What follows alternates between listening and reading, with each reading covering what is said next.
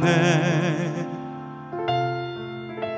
상한 나의 맘 보시네 주 나의 눈물 안에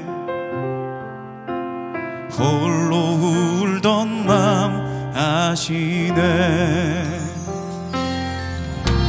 주 사랑 내게 있네 그 사랑이 날 채우네 주 은혜 내게 있네 그대로 날 세우네 세상 소망 다 사라져가도 주의 사랑은 끝이 없으니 살아가는 이 모든 순간이 주 은혜임을 나는 믿네 세상 소망 다 사라져가도 주의 사랑은 끝이 없으니 살아가는 이 모든 순간이 주 은혜임을 나는 믿네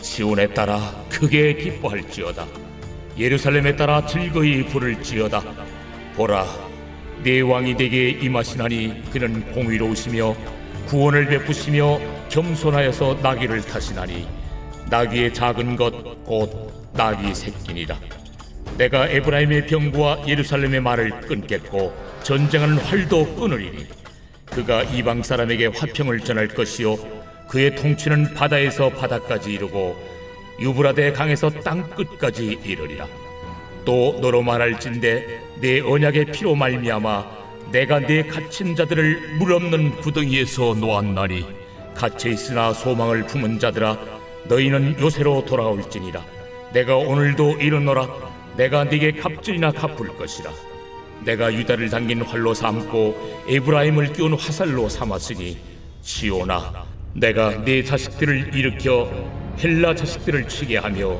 너를 용사의 칼과 같게 하리라 여호와께서 그들 위에 나타나서 그들의 화살을 번개같이 쏘아내실 것이며 주 여호와께서 나팔을 불게 하시며 남방 회오리 바람을 타고 가실 것이라 만군의 여호와께서 그들을 호위하시리니 그들이 원수를 삼키며 물맷돌을 밟을 것이며 그들이 피를 마시고 즐거이 부르기를 술 취한 것 같이 할 것인즉 피가 가득한 동이와도 같고 피 묻은 제단 모퉁이와도 같을 것이라 이날에 그들의 하나님 여호와께서 그들을 자기 백성의 양떼같이 구원하시리니 그들이 왕관의 보석같이 여호와의 땅에 빛나리로다 그의 형통함과 그의 아름다움이 어찌 그리 큰지 곡식은 청년을 새 포도주는 처녀를 강건하게 하리라 오늘도 말씀 앞에 나오신 성도님들을 사랑하고 축복합니다. 우리가 건강검진을 받거나 몸에 이상이 있어 병원을 찾을 때가 있습니다. 검사를 마치고 의사에게 가기까지 우리는 별일 아닐 거야. 그냥 소화가 안 되는 거겠지라고 스스로 안심시키려 합니다. 하지만 만약 실제로 암이 진행되고 있는데도 그냥 위험일 거야 라고 생각하며 듣고 싶은 말만 들으려 한다면 어떻게 될까요? 진단을 받아도 내가 받아들이지 않으면 아무 소용이 없습니다. 그 사이 병은 깊어지고 결국은 치료할 기회를 잃을 수도 있습니다. 선지자도 이와 같은 상황에 놓이게 되는 경우가 많았습니다. 선지자를 히브리어로 나비라고 하는데 이는 하나님의 입이라는 뜻입니다. 선지자들은 자신의 생각이나 사람들이 듣고 싶어하는 말을 전하는 사람이 아니라 하나님이 말씀하신 것을 있는 그대로 전하는 사람들입니다. 공부를 잘하는 학생에게 공부를 좀 하라고 말하지 않죠.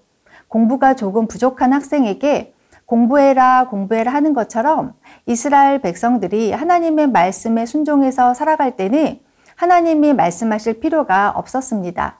그러나 백성들이 말씀에서 떠나 죄를 범하고 순종하지 않을 때 하나님은 선지자들을 통해 심판의 말씀을 전하게 하시고 죄를 지적하셨습니다.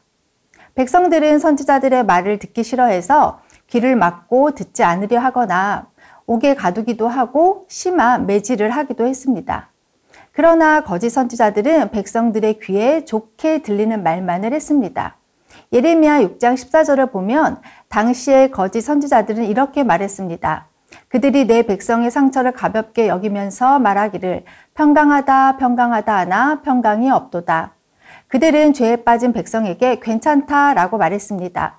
회개하지 않아도 지금처럼 살아도 평안하다고 말하고 있는 것입니다. 거짓 선지자들의 달콤한 사탕 발림에 넘어간 이스라엘 백성들은 결국 나라가 망하는 비극을 경험하게 된 것입니다. 병의 진단이 늦어지면 생명을 잃듯 영적인 진단도 마찬가지입니다. 지금 우리의 영혼은 괜찮습니까? 오늘 우리가 함께 묵상하는 스가랴서는 BC 480년경 바벨론 포로에서 돌아온 유다 백성에게 주어진 하나님의 말씀입니다. 그들은 하나님의 말씀에 불순종한 결과로 나라가 멸망하는 고통을 겪었고 70년 동안 바벨론에서 포로의 삶을 살았습니다. 혹독한 겨울을 보낸 것이죠. 그런 고난의 시간을 지나 이제 신앙의 회복을 소망하며 바벨론에서의 삶의 터전을 뒤로하고 예루살렘으로 돌아온 백성들입니다. 그러나 그들이 마주한 현실은 결코 만만치 않았습니다. 귀환 후 성전 재건을 시작했지만 외부의 방해와 내부의 낙심으로 인해 공사는 중단되었고 신앙과 공동체의 회복 또한 지지부진한 상태였습니다. 바로 이때 하나님은 학개와 함께 스가랴 선지자를 보내셔서 중단된 성전 재건을 독려하고 무너진 백성들의 믿음을 다시 세우고자 하셨습니다.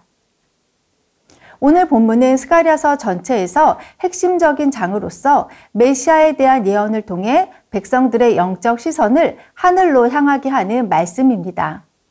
오늘 본문 9절에서 스가랴 선지자는 메시아의 예루살렘 입성 장면을 마치 영상처럼 또렷하게 예언하고 있습니다. 하나님은 겸손하시고 정의로운 평화의 왕 메시아를 보내십니다. 이 스가랴의 예언은 신약시대에 성취되었습니다. 마태복음 21장 4절과 5절을 보겠습니다. 이는 선지자를 통하여 하신 말씀을 이루려 하심이라. 일렀을 때 시온 딸에게 이르기를 내 왕이 내게 임하다니 그는 겸손하여 나귀 곧 멍에 매는 짐승의 새끼를 타셨도다 하라 하였느니라. 마태는 예수님의 예루살렘 입성 사건이 바로 스가랴 9장 9절의 성취라고 명확히 밝힙니다.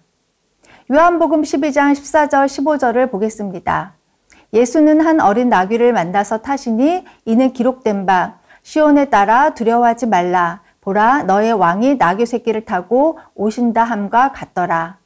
요한은 이 장면을 통해 예수님의 겸손과 평화의 왕으로서의 정체성을 강조합니다.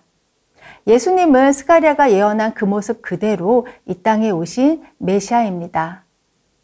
어린 나귀를 타고 예루살렘에 입성하셔서 겸손한 왕의 모습을 나타내셨습니다.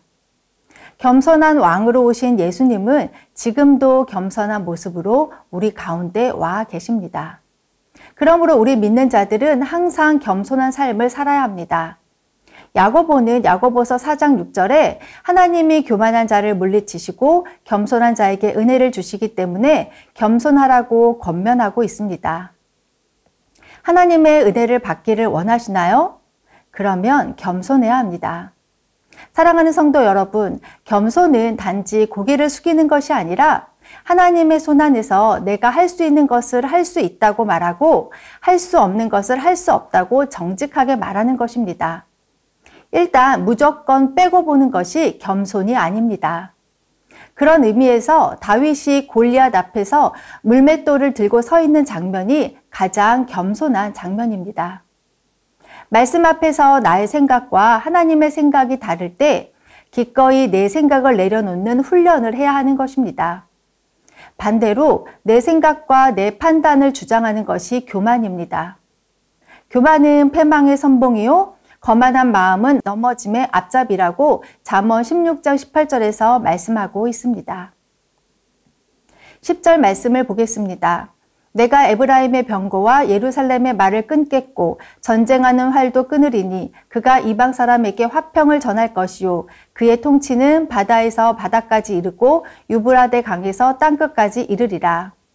예수님은 단순히 유대인의 왕이 아니라 모든 민족을 향한 평화의 왕이십니다. 병거와 전쟁 무기를 끊는다는 것은 그분이 전쟁이 아닌 평화로 다스리실 왕이라는 뜻입니다.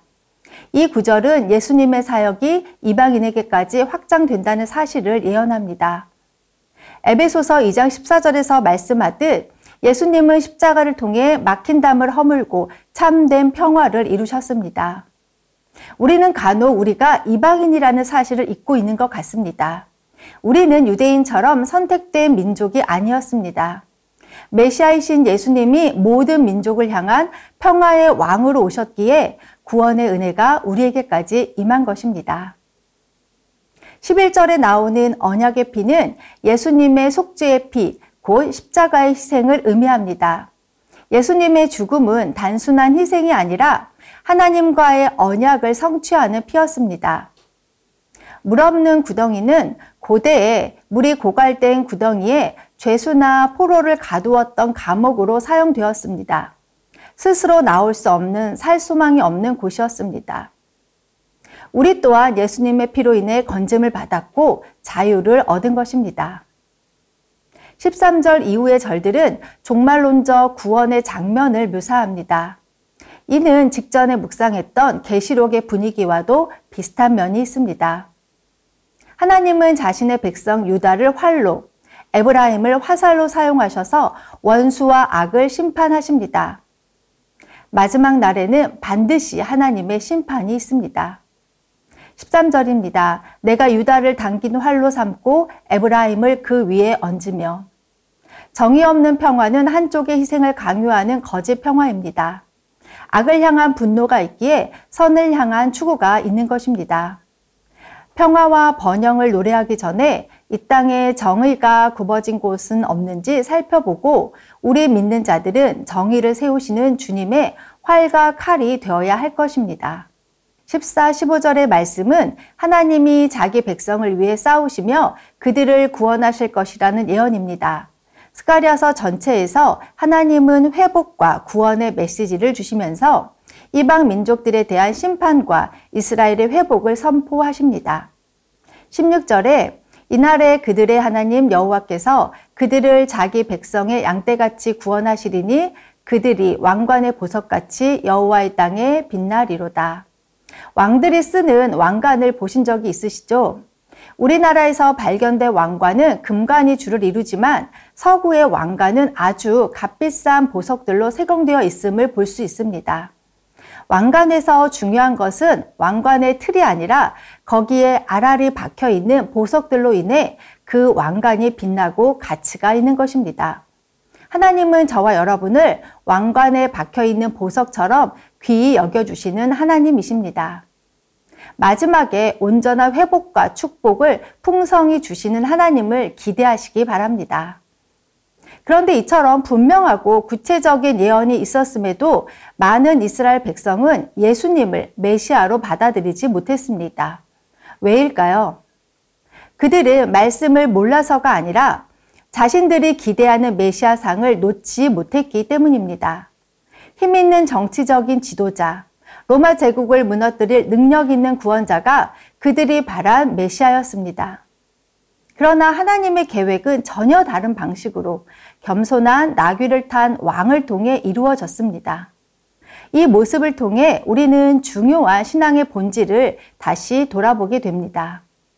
신앙은 하나님의 뜻을 아는 것에서 그치는 것이 아니라 내 생각을 내려놓고 하나님의 말씀 앞에 순종하는 것입니다.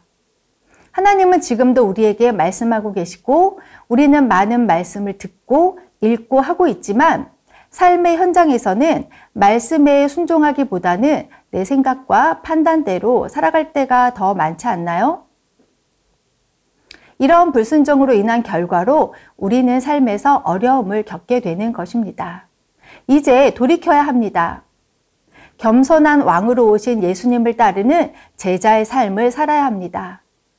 우리가 이 땅에서 하나님의 온전한 백성으로 살아갈 때 스가랴 9장의 마지막 말씀처럼 결국 하나님은 자신의 뜻대로 세상을 심판하시고 그 뜻에 순종하는 백성들을 왕관의 보석처럼 귀하게 여기실 것입니다.